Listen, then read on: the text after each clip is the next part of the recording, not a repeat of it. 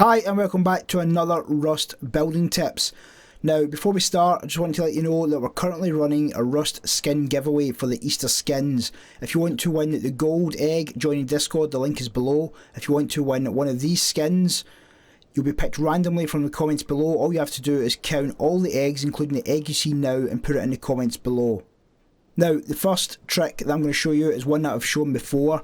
I've now started using this in some temporary builds that I'm making at the moment, and looking towards the line of using it inside a bunker because it doesn't require a door.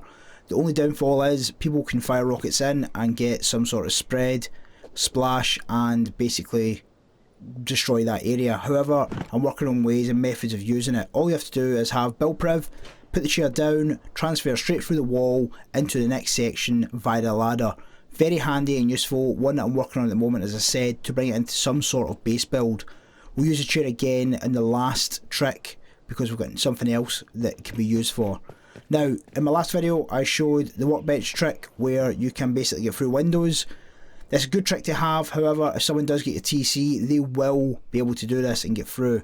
This acts as a door, if you like. You can armour this up, put a window inside, armoured, or just the normal bulletproof one, and just makes it a bit more OP. Now to do this, you have to make sure you do it properly or it will literally destroy your base because you can't get through. I recommend doing it this way, just to make sure you definitely get the workbench against the wall as close as possible. Don't just take it for granted, move it back and forward, left and right, and make sure you're done. Now put a campfire down and one of the water purifiers. This is simply just to make it easier to jump up. Now when you do this in sheet metal, sometimes it can be a bit sticky to get through. However, armoured and stone seem to be very easy to get in and out. Just bear that in mind if you have sheet metal first. You might just have to keep spam crouching. Now next one that I was shown by Peyton, he's a streamer on Twitch. Something I didn't even know, if you have a sheet metal wall and you have a double sheet door, you can actually close it from the other side of the wall. So this could work in traps, or if you're airlock, if someone goes deep into that area, you can trap them in just by pressing on where the code lock actually is. Don't have to really show how this is built, it's self-explanatory, but very handy to have, I said, if you have some sort of airlock area and someone has gone deep on your base. Just to show it doesn't work on armoured or stone, it will only work on sheet metal. So bear that in mind as well. If you upgrade that wall, that trick will no longer work. So if you're using it for a trap, the trap is now gone.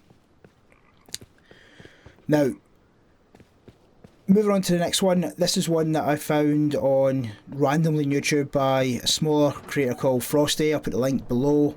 He uses these quite a lot.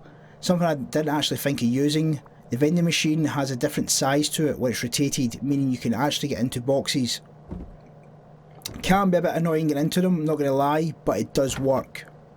Meaning that people have to destroy the actual vending machine to get to the boxes. This will slow people down dramatically, so it's worthwhile using, especially if you're a solo player. I hear a lot of clans are using it at the minute with their actual builds as well. Not something I've actually come across myself when I'm raiding any bases, however apparently it is getting used quite a lot. Now to do this you have to be very particular in how you do it. Make sure your boxes are fully back on your shelves or on whatever you're using at the time. Put your door frame in place, then put the vending machine in. Just bear in mind you have to have the vending machine facing you as the front would, as if you're going to a vending machine to buy something. If you have it around the other way, it will already be smaller, then when you rotate it, it will be large again. Make sure you've got it close to butted up to the front, not too close because then you can't get a door on. Once the door's on, switch it round. Make sure you turn the broadcast off on this as well. If you have it broadcasting, people will know there's a vending machine in there and you're giving away the trick. So people won't probably waste on the door, they'll just go for the whole frame instead. As you can see, it can be quite annoying to get into it, but it's probably worthwhile doing if you want to definitely protect all your loot. As I said, make sure you definitely turn off the broadcasting because people will know straight away where your base is and that you're using it for that trick when they don't see some sort of shop. Now the last trick.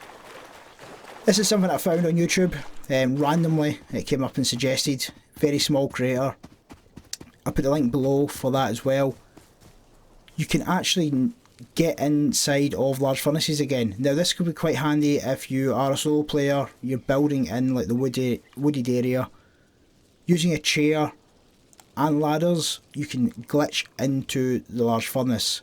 Now people will say it doesn't really matter, however you can put small stashes inside the furnace, which means people are going to have to destroy the furnace.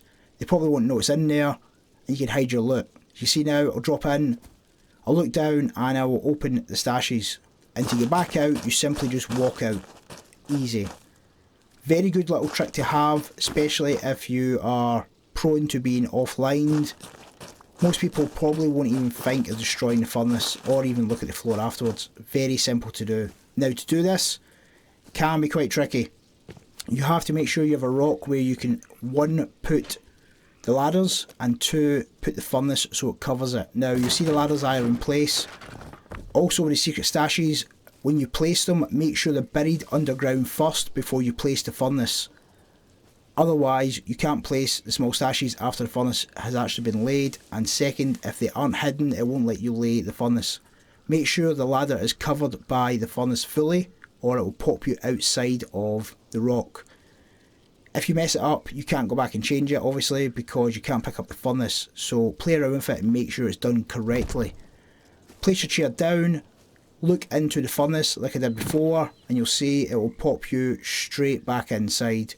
Open the stashes, and that is as easy as it comes. As I said, things to definitely remember about this: place the stashes first, bury the stashes, have the ladder down, then place the furnace.